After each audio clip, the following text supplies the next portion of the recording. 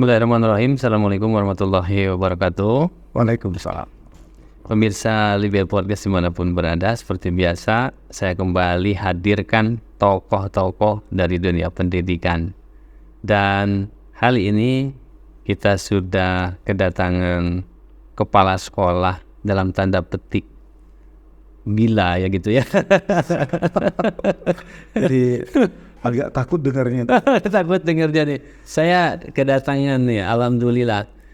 Dengar ini di babelnya kepala sekolah gila ini. Nah, makanya saya ingin menggali apa yang membuat beliau ini dijuluki dan dianggap gitu seperti itu ya.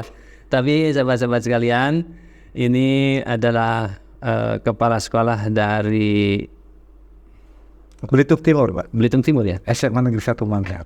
SMA 1 Manggar. Dan beliau sengaja hadir di SMA Negeri 15 ingin bersilaturahmi dengan kita semua, dan saya banyak berbicara tadi dengan beliau dan luar biasa. Memang sudah kelihatan ada rada. Oke, Pak Sabar. Iya, benar, Pak. Jadi gimana ceritanya tuh? Ya, saya dengar SMA 1 Manggar itu bisa menjadi sekolah yang andalannya di Babel. Ini bagaimana, Pak? Ini ceritanya panjang, Pak. Dari mulai ya, Pak. Saya dipercaya jadi kepala SMA 1 Manggar itu di tahun 2019 di bulan September gitu ya. Sebagai kepala sekolah, sesuai dengan visi misi kita harus menggali apa potensi yang bisa dikembangkan untuk sekolah kita gitu. Peluang terbesar itu apa gitu. Kita bersyukur SMA Manggar itu mempunyai salah satu ikon literasi bukan hanya nasional tapi juga dunia, yaitu Bang Andre Hirata. Jadi saya pertama kali mencoba mengoptimalkan kemampuan literasi untuk menumbuhkan keberhasilan dan kemampuan lain. Karena saya berpikir literasi merupakan dasar sebelum kita menguasai kemampuan lain. Betul. Kebetulan kita punya Bang Andre Hirata sebagai ikon literasi dunia. Betul. Nah, saya dengan staf, dengan wakil kepala sekolah, dengan kawan-kawan berdiskusi menggulirkan program. Wah, ini nih mulai kegilaannya di apa nih? Program-program yang gila nih apa nih? Saya sebenarnya menjadi kepala sekolah di waktu yang kurang tepat, Pak. Oh gitu ya? Iya, karena 2020 kan pandemi, Pak. Oh. Iya, jadi belum bisa banyak berbuat, siswa udah nggak sekolah. Nah, tapi untung di awal Januari 2020 kami sudah menggulirkan program namanya Gerbang Menulis. Gerbang Menulis. Gerakan pengembangan menjadi penulis. Oke. Nah, itu di 2020 pas pertama jadi kepala sekolah. Ya. Maret COVID. Nah, tapi karena kita sudah sempat mensosialisasikan bahwa literasi ini menjadi nanti pondasi awal sebelum kita menguasai kemampuan lainnya, udah kita sosialisasikan ke orang tua juga ke siswa. Jadi ketika di masa pandemi, maaf ya Pak, sekolah lain minim prestasi, kami kembali booming prestasi. Kejut. Itu. Nah, suka atau tidak suka, kepada dokter ada salah satu guru yang datang ke saya. Namanya Pak Muhendi. Pak, gimana kalau kita buat podcast?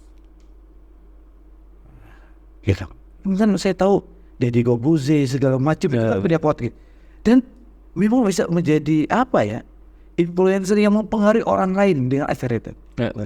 Dengan modal satu kamera loh, Pak. Saya beli waktu itu dengan satu kamera. Orang banyak nih. Jadi pembelajaran kami bisa lewat dari sini segala macam, termasuk mensosialisasikan Gerbang Menulis itu. Di masa pandemi kami bisa melahirkan 12 buku. Dan alhamdulillah kami banjir prestasi waktu itu ya. Lomba menulis feature nasional. Anak kami sekarang diterima di Universitas Indonesia yang terbaik. Itu di masa pandemi. Lomba menulis cerita rakyat nasional juga. Lahirkan 12 buku, kami dapat penghargaan kurang lebih 7 dari berbagai instansi. Karena ketika waktu itu sekolah sedang sepi-sepinya, kami balik sedang rame-ramenya. Oke. Nah itu yang pertama itu Pak. Dari literasi mengangkatnya.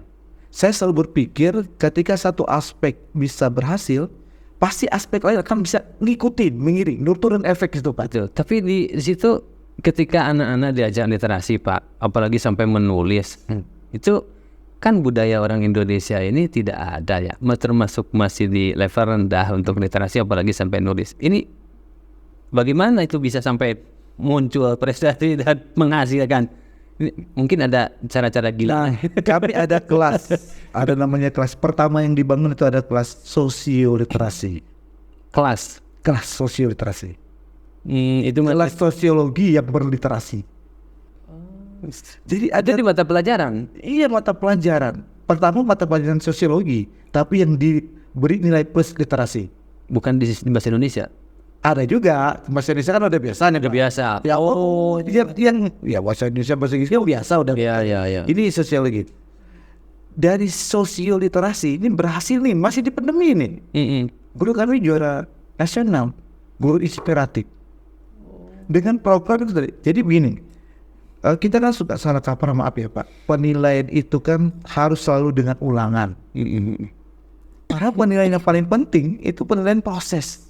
Iya. Jadi beliau memberikan keyakinan bahwa siapa saja yang bisa menulis di media lokal, koran-koran kami, itu kan mendapat nilai plus. Good. Jadi Ini gila. Jadi beliau memberikan tugas yang berhubungan dengan tema-tema di buku sosiologi itu, misalnya sekarang tentang tema kenakalan remaja segala macam, itu dicocokin. Jadi anak-anak itu ini pemancing pertama ya. Anak-anak berlomba Pak. Oh, Ya kan pengen nilai plus Pak. betul. Kalau 7 ditambah 2 kan 9, lumayan no Pak. Iya. Karena mereka ketika ada satu siswa yang bisa dimuat di media massa itu menjadi mancing tuh Pak. Lumayan nih udah masuk nih. Tapi itu gurunya disuruh kepala sekolah atau dia gerak sendiri? Gerak sendiri lah. Kita kan salah satu beliau inisiator untuk program gelombang menulis. Oh, ada kepercayaan. Ya, tapi lewat proses bimbingan Pak. Oh iya. Jadi naskah yang ada tetap beliau nilai ini layak atau tidak layak untuk dimuat. Iya. Tapi kan ketika maaf ya Pak, mungkin tulisan kita biasa dengan sedikit sentuhan, misalnya judulnya yang agak maaf ya, agak menarik, dibuat di media mas. Dan itu secara berkala Pak. Seminggu tuh ada 2, 3, 4 siswa setiap hari itu yang dimuat di media. Ada. Dijadikan buku. Oke, terus ini kan menulis terus dijadikan sebagai poin untuk nilai. Apa nggak menyalahi itu? Biasanya kan ada undang-undangnya nggak begitu. Ya, kita ini kan guru itu kan diberikan otonomi. Oke. Kan minatnya kan pengetahuan, memahami, mengetahui, menganalisis paling tinggi nih Pak. Jadi kalau anak udah bisa membuat tulisan ini daya lebih dari sekedar hafal, naik dong derajatnya. Masa kemampuan yang lebih tinggi kita tidak kita benarkan? Itu yang paling penting dalam pembelajaran itu bukan sekedar pengetahuan, keberanian mengungkapkan ide dan gagasan. Betul. Menumbuhkan rasa kepercayaan diri. Itu luar biasa tuh, bangga tuh Pak. Iya. Jadikan story mereka dimuat. Lain kan panas positif nih. Iya. Ya daripada dia diam di rumah, cuman ya tidur nulis nih. Betul. Nah, kemudian ada juga kelas bahasa Inggris tadi. Ya, jadi gaung pertama itu ya sosialisasi, kemudian kelas bahasa Inggris. Bahasa Inggris. Nulis juga. Di bahasa Inggris. Pelajaran bahasa Inggris. Dalam bahasa Inggris. Dalam bahasa Inggris nih nulisnya. Oh, dikasih project juga itu. Oh iya. Jadi dia menulis aktivitas hari-hari dia selama dia menjalani masa pandemi ini. Oke. Dalam bahasa Inggris. Bahasa Inggris. Bukan belajar grammar. Lupa. Bahasa Inggris ini kalau kita selalu belajar dengan grammar structure nggak bisa kita Pak. Sama ya. Sama. Pasti belet kan. Yang penting itu PD Pak. Banyak tuh Pak. Tapi jangan lupa, saya selalu punya filosofi. Kalau ingin guru nulis, siswa nulis, capsek nulis dulu. Saya tulis dulu. Karena pasti ketika kita sebagai kepala sekolah nyuruh guru nulis, pasti guru satu pertanyaan. Pak, pengen lihat nih Pak tulisan Bapak. Ini tulisan saya nih. Ya, sudah selesai. Terus guru nyuruh siswa buat tulisan. Sama saat kasusnya. Maaf ya Bu, Pak, boleh lihat enggak Pak tulisan Bapak Ibu? Gimana kita ingin menyentuh mereka, berpengaruh kalau kita nggak ada model keteladan? Itu yang paling penting Pak. Oke. Ini buku Bapak nih, ini buku guru. Nah sekarang mana buku kamu? Iya. Ini tahapannya Sob. Ya. Kemudian saya buat angket Pak kepada guru-guru saya. Apa alasan Bapak Ibu nggak mau nulis? Oh gitu. Macam-macam. Banyakannya apa? Aku salah. Dan takut jadi bahan jelek. Itu Pak, itu takut itu guru loh Pak. Ini akibat pendidikan zaman dulu yang ditakut-takuti mungkin. Mungkin. Padahal tulisan mereka bagus. Iya. Kami ada 46 guru, 41 nulis sekarang. Nulis semua.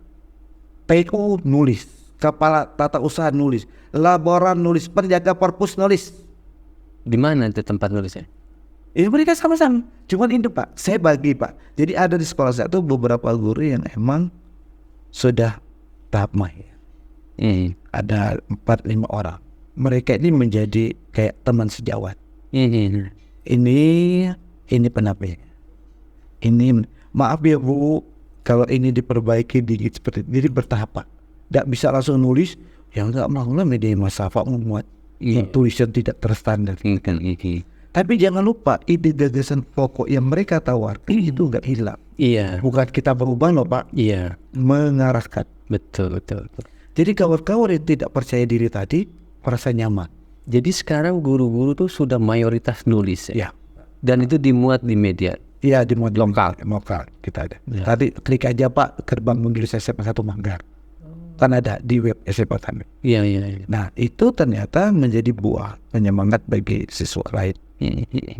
Jadi itu yang pertama yang saya lakukan. Terus gimana lanjut prestasi? Kita punya Pusbin Press, saya Pak kita lihat. Iya. Pusbin Press, Pusat Bimbingan Prestasi. Iya. Jadi kita sudah data dari awal. Hasil psikotes menunjukkan tingkatan-tingkatan. Pertama, siswa yang sangat cerdas, motivasi berprestasi rendah. Siswa yang sedang-sedang, motivasi berprestasi tinggi.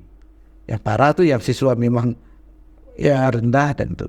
Betul. Nah kami tugas Pusbin Press adalah memetakan, meyakinkan, dan membina serta memberikan ruang gerak.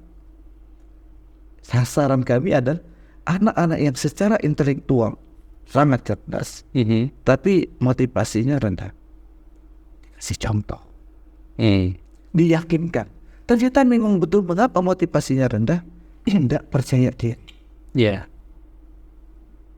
Dan itu sebelumnya pakai riset, psikologi dipetakan. Dipetakan. Saya ngomong dengan kolaborasi dengan pihak luar atau dari guru dari luar. Dari luar ya. Hasil dari luar dipaparkan dengan orang tua, kami analisis guru BK, kasih kesiswaan. Ini kami petakan segala macam. Oh ternyata nggak masalah sih. Yang penting kayak ini tadi, dia tuh nggak pinter Pak, tapi nggak bisa ngomong, ya nulis. Karena orang nggak pinter Pak, nggak bisa ngomong, ya nulis. Kekuatan kamu di tulisan. Iya. Kemudian yang misalnya pintar ya ikut debat segala macam. Oh ini Pak memang lukisan, ya diberi ruang gerak. Itu.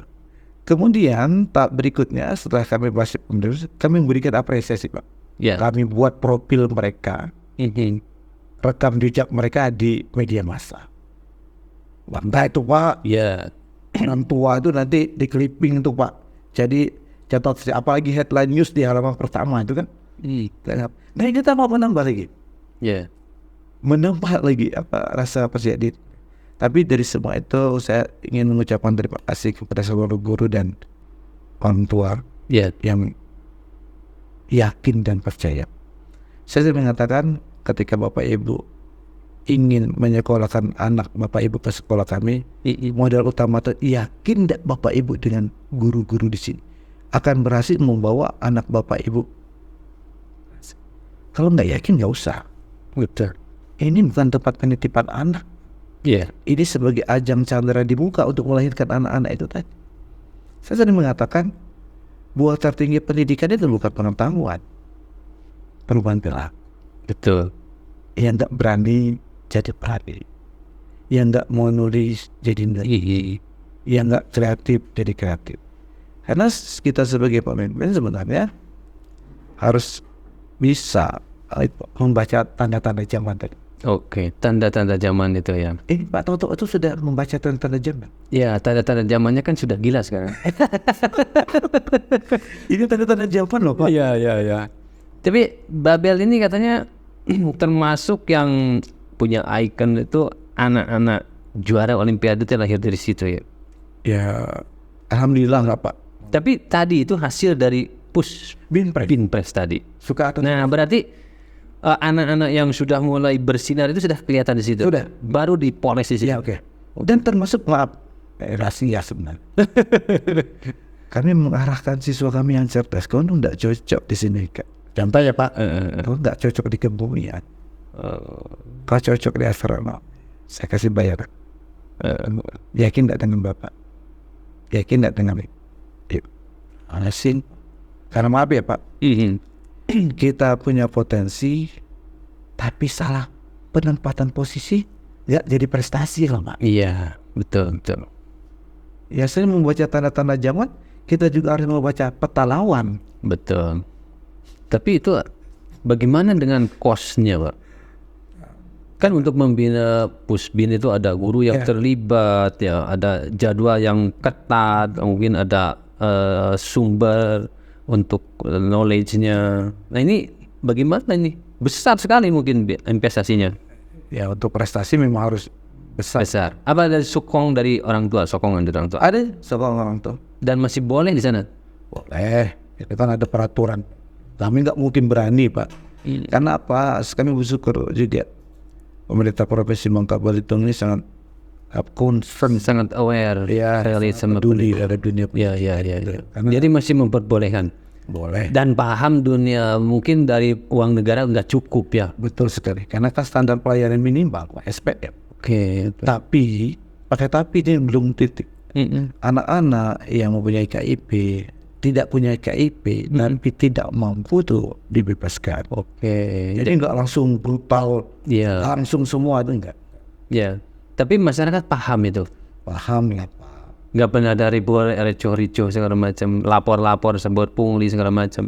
Ya kan sudah dikonsolidasikan oleh pemerintah. Iya, pemerintah daerah. Dipertegas. Ya. Ada aturannya Pak? Ada peraturan gubernur Pak. Nggak mungkin kami berani. Tapi saya terus terang, segila-gilanya kepala saya nggak berani ngelanggar Pak Gubernur ya. Ya kan? Kita ada dasar hukumnya dan kita manfaatkan itu Pak benar-benar untuk mengembangkan. Kami bersyukur pemerintah Provinsi Kabupaten Bangka Belitung sangat peduli. Dan iya sangat peduli sekali. Bukan hanya peduli dalam undang apresiasi juga. Apresiasi. Luar biasa Pak. Kalau katanya kalau diundang ke sekolah hadir selalu. Alhamdulillah. Mungkin di provinsi lain mungkin ya. Iya. Kalau gubernur datang ke sekolah itu kan istimewa ya. Kalau kami udah biasa. Biasa ya. Ya karena Pak Gubernurnya sangat mengerti betul. Diundang setiap kegiatan, insya Allah dia datang. Kalau maaf ya tidak bentrok ya Pak. Iya.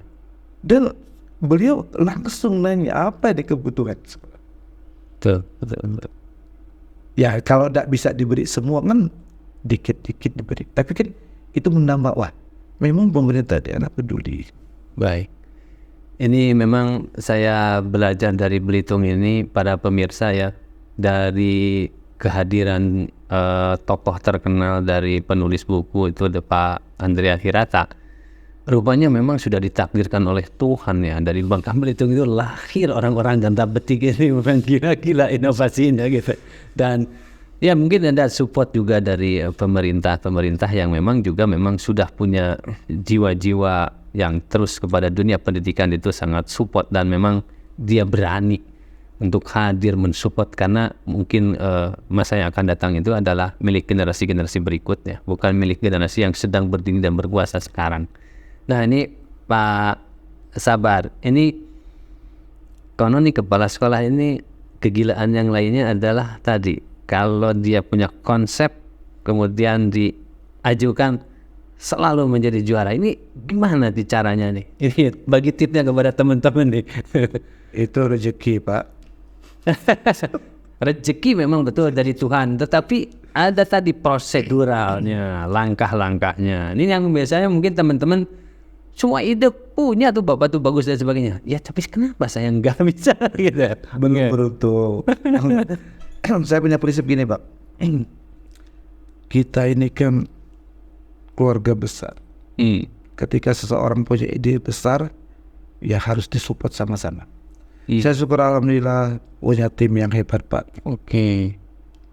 Mereka beri masukan bagaimana ini Pak konsep segala macam. Dan mungkin juga ini berkah dari Allah. Jadi ketika ada program ya tadi karena kita 1001 warung kopi itu ya Pak. Suka tak suka sambil ngopi. Pikir nih ini idenya. Ini maunya harus diajak sering ngopi. Kopi nanti Pak. Ini kopinya secangkir kecil bisa 7 jam nih Pak. Serius itu. Ini kegilaan. Kopinya segini 7 jam nggak ada. Ini gila juga ini. Kemudian saya selalu punya rekam jejak itu penting Pak. Mungkin bagi sebagian kawan, wah Pak Sabar agak narsis nih. Di IG, di Twitter, di Facebook, segala macam gitu ya. Di TikTok. Kok eksis? Saya punya pengalaman Pak. Saya memang dari tahun 2011 selalu ikut kompetisi. Itu juga sama saya tanya Jamal. Sekarang kan ketika bicara lomba itu kan bukti. Saya naruh di PlayStation hilang. Laptop udah opor misalnya tak simpan. Tapi kalau di Facebook dia tinggal copy klik. Inilah ya kemudahannya di zaman teknologi. Nggak usah pakai buka-buka file. Apalagi tinggal perasaan aku ini bulan kemarin 2023 ambil. Kata orang ini baru bikin sekarang tuh, lihat tuh update statusnya tanggal berapa tuh. Dan ini memang dilakukan di rentang waktu itu.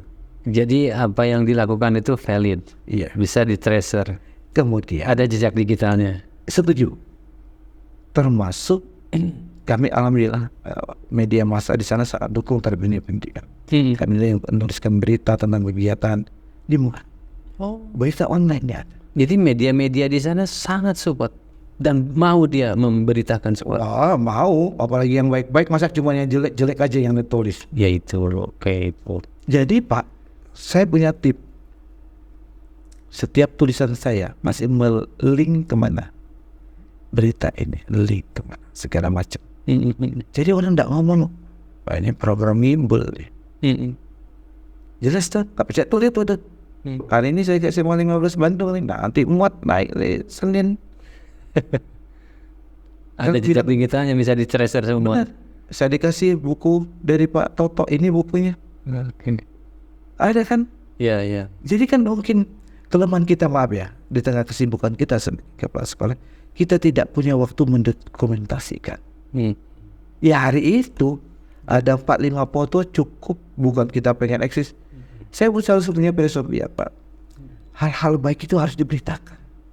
Exactly, betul. Saat ini supaya orang bisa menginspirasi, walaupun semua nggak setuju air caci maki ya. Tapi kan kita jelas ini mudah-mudahan menginspirasi dan mendorong untuk itu.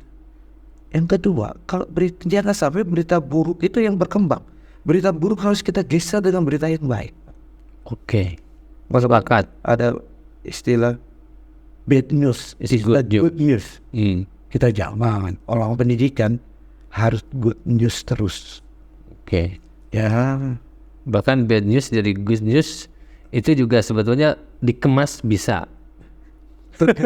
Tergantung. Tapi kalau bad news good news untuk para ini kan untuk cuan Pak sebetulnya. Kalau kita bad news good news itu untuk pelajaran.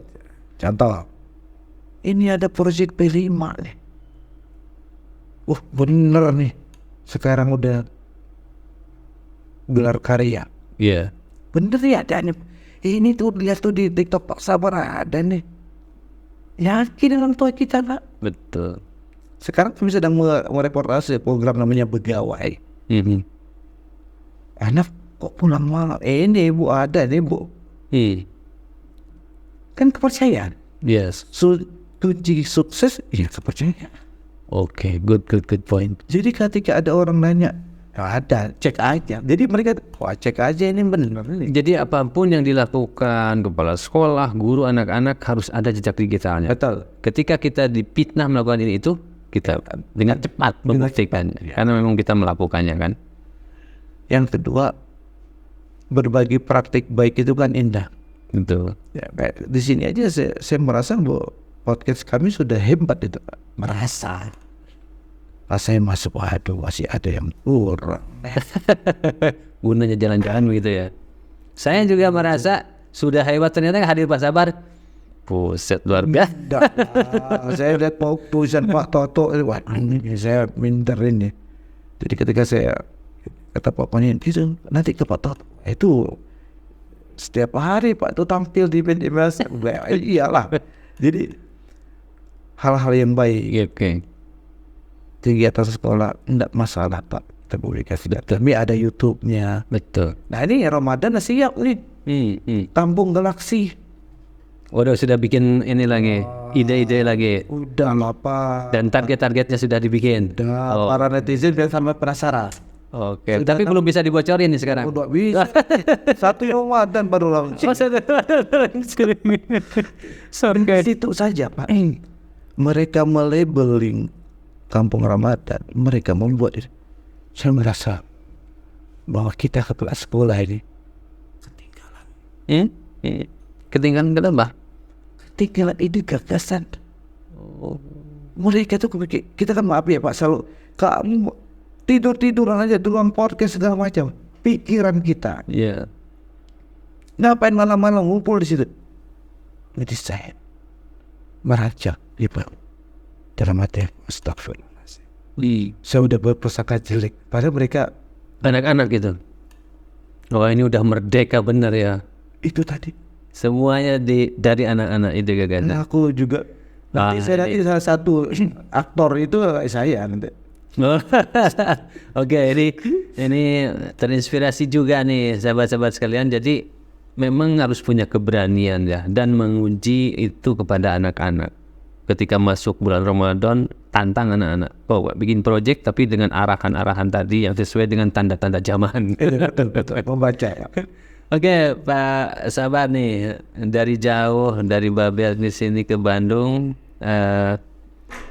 Saya mohon tadi saya jelaskan bagaimana menurut Pak Sabar ini ketika tadi katanya datang ke 15 pengen tahu bagaimana nabung saham diimplementasikan di 15. Kira-kira ada ide gila apa tuh nanti? Kalau ke Baba nanti jangan-jangan Baba yang lebih hebat nanti melaksanakannya. Saya searching loh Pak itu Pak di internet di sekolah-sekolah. Nah ini ya SMA 15 ini beda nih. Ya. Berarti kepala sekolahnya sudah bisa memetakan ini potensi sekolah. Ada itu orang nabung saham. Ini sekolah-sekolahnya kalau nggak di atas normal ini kurang. Sama-sama gila. Jadi saya pelajari ya Pak ya program-program itu tadi ya di SMA ini luar biasa deh. Saya nggak salah belajar ke sini. Ya. Tapi peran sampai pasti coba kami aplikasikan ya. Hal-hal yang baik itu apa? Mungkin kita modifikasi sedikit. Saya juga dapat inspirasi untuk tadi pusat bimbingan itu akan saya modifikasi. Jadi saya rugi banget. Tapi nggak apa-apa Pak. Ya, itulah amal kita. Betul. Ketika ide gagasan kita bisa dipakai di sekolah lain kan berarti kita bisa menjadi apa ya, memberikan hal yang baik. Oke. SMS itu juga menarik gitu. Walaupun sekarang udah nggak SMS lagi Pak kita. Iya. Udah WA lagi gitu ya. Udah segala macam. Tapi luar biasa program literasinya. Ternyata capseknya. Ini tadi kunci saya dari omongan Bapak tampak. Kalau kepala sekolah tidak menceburkan diri secara langsung dan terjun langsung hanya memberikan komando, pasti ketarik. Betul. Pasti orang nanya tuh. Waktu ini teorinya hebat. Saya lihat tadi. Apa bisa mengisikan? Karena saya juga seperti kita diskusikan. ketika ada program sekolah yang bagus-bagus, jangan banyak di debat dulu. Kerjakan dulu. Masa belum digawekan, udah dibilang negatif. Luncurkan tuh, laksanakan tuh. Nanti baru evaluasi, jangan terbalik. Kita sebagai guru kan ada rencanakan, laksanakan, beri penilaian, evaluasi tidak lanjut. Itu udah diajarkan. Tapi ketika ada program BKW, kok langsung evaluasi? Padahal sintaknya sudah ada. Ya biarin aja berjalan. Jangan diganggu, tapi disokong, didukungin. Terakhir baru kita apa? Oh maaf Pak Tungsu, ternyata kelemahan kita ini Pak, orang tuanya cuma diundang sekali. Kalau 3 kali kayaknya lebih paham nih Pak. Itu maunya. Bukan belum apa-apa langsung saham, saham. Itu urusan orang bisnis. Betul. Ternyata mentalitasnya itu sudah dilatih. Saya pernah nonton video Pak, anak-anak di Cina itu dari kecil sudah diberikan video bagaimana cara orang tuanya mencari duit. Tujuan supaya dia terpatri, disadar barinya bahwa tidak mudah. Betul. Tidak gampang nih cari duit. Netes air mata Pak dia. Jadi dia tidak mau menyia-nyiakan uang orang tuanya untuk yang tidak. Exactly, itu yang perlu kita camkan itu ke anak-anak kita ya. Kita tidak pernah tahu kan orang tua kita gimana susahnya orang tua kita cari duit. Betul. Tidak pernah tahu. Diputar Pak setiap hari. Sekarang profil orang tua Samarudin. Besok ada kan tidak semuanya yang berhasil ya. Ada yang jadi pemulung, tukang ojek, undangan kinerja dan segala macam. Tapi ketika diputarkan bukan ingin menjelekan orang tua, ingin memastikan bahwa uang yang diperoleh orang tua itu mulai proses panjang dan perjuangan. Saya ngomong kemarin dengan Pak Panijet di SMA Al-Islam PB Sudirman Plus. Maaf Pak Panijet, saya ingin si podcast juga di situ. Orang yang sekolah di SMA Pak Panijet ini orang-orang pejuang. Ngapain Pak? Maaf. Sekolah Bapak di dalam banyak simpang-simpang, berlobang dan musim hujan banyak banjir. Jadi ketika mereka yang sudah meniatkan diri masuk ke sekolah Bapak, itu mentalitasnya pejuang. Ketika masuk tidak mau keluar. Tidak ada manja Pak. Aduh Pak ini ya jelek ya jalannya, tidak usah sekolah. Itu kan anak-anak manja. Saya mau tahu dengan saya paling nggak kepikir Pak. Iya, prakteknya gitu. Sesuatu yang diperoleh dengan cara yang sangat lama, proses panjang, nikmat itu Pak. Segala sesuatu yang dibuat secara instan. Yang instan kan nggak lebih enak dari asli. Untuk sesaat mungkin bisa, tapi untuk jangka waktu lama. Pak Sabar. Jadi untuk memulai itu sesungguhnya kita sebagai kepala sekolah tentunya harus memulai lebih dulu ya. Setuju. Dan itulah kunci dari keberhasilan awal. Karena kalau kepala sekolahnya sudah bergerak, sekalipun gurunya tidak bergerak, toh tetap masih punya argumen keberhasilan itu bahwa di kepala sekolahnya sudah bergerak. Nah itu keberhasilan yang ujung-ujungnya kalau tidak berhasil tetap berhasil kalau kepala sekolahnya bergerak. Pak Sabar, ini closing statement kita kepada teman-teman se-Indonesia nih di Asosiasi Kepala Sekolah Indonesia, di MKKS dimanapun berada di dalam dan di luar negeri. Ini kita kedatangan dari Babel dan apa nih Pak closing statementnya buat kita para kepala sekolah, buat guru-guru dan buat murid-murid kalau kita mau hidup dan sesuai dengan tanda-tanda zaman gitu. Silakan Pak. Terima kasih Bapak. Yang pertama,